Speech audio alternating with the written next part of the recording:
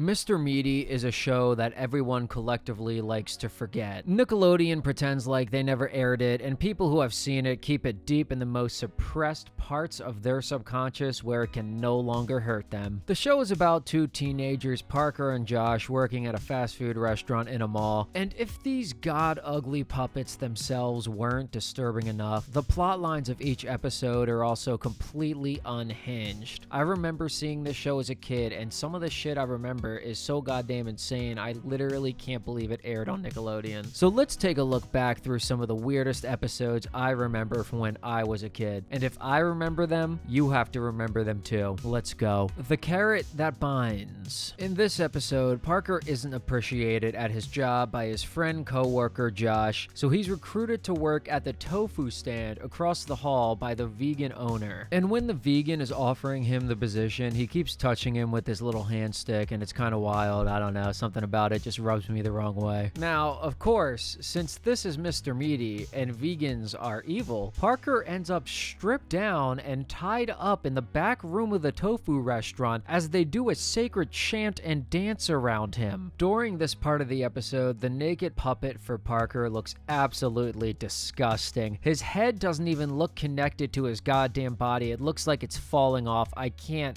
it's crazy. The vegans are about to carve him up with the carrot that binds. It's this crazy carrot knife, and they're gonna chomp him to bits. They are fully prepared to chomp him to bits. But of course, before the vegans can have any fun, Josh saves him at the very last moment. But what kind of plot is this for a kid's show? He was seconds away from being a ritual sacrifice. It was crazy. They were about to eat him. Can't say I didn't like it though. Alright, next episode. Mooch Master. The episode starts with Parker sniffing out his friend's meatball sandwich, and his mouth looks absolutely appalling with whatever this sticky ass excuse for saliva is. It is crazy looking. He sucks out the entire sandwich in one bite, which is absolutely insane. He ends up finding a mall cop and eats the cop's donut right out from his hands, leaving this alien slime looking ass all over his hands. The puppets are gross enough as is, but having them salivate this weird goo makes it 10 times worse. He keeps going around the mall eating everyone's food he can find until he eventually mooches a raw burger off of Josh. He doesn't even have the patience to wait for it to cook. Him eating it is actually atrocious, and it's kind of making me consider becoming a vegetarian. I can't believe this was a kid's show on Nickelodeon. After eating the raw meat, his rampage comes to an end when all the food starts disappearing from his hands when he goes to eat it. Bizarre. And he is upset. They decide to record Parker trying to eat something, and when they slow it down, they see he's got a giant ass tapeworm living inside of him. They try to pull it out with a fishing line, and the entire scene is insanely upsetting. Never seen anything else like this in a kid's show before. They finally get the raw meat tapeworm thing out, and it's freaking out like an alien bird, and it's so huge, it's unacceptable. Then a zookeeper pays them $20 and goddamn eats the tapeworm right in front of them. What the hell? These plots literally sound like I'm making them up. This is absolutely... woo! I think the next episode's even crazier. Roast Beef Barb. Alright, starting out, Parker adds DNA and growth hormones to a pile of meat. What the hell? Why would he give it DNA? Where'd he even get it from? And a disgusting meat fetus crawls out of the pot, and goddamn, that's something from a horror movie. It's absolutely unholy. It is an abomination. The monster's crawling around begging for mercy, and the boys come up with a plan. They're gonna go around and get DNA from all the girls in the mall to make Josh the perfect meat girl. My goodness. So they get the DNA, they test it out, and this blonde babe starts coming out of the meat making device, and it's revealed that she's all goddamn muscles with no skin. What the hell? Everyone is terrified of her, and rightfully so. She even rips a piece of herself off and feeds it to a dog. Absolutely crazy. Instead of calling a priest to perform a goddamn exorcism, Josh makes out with her, and her lips literally come off on his face. My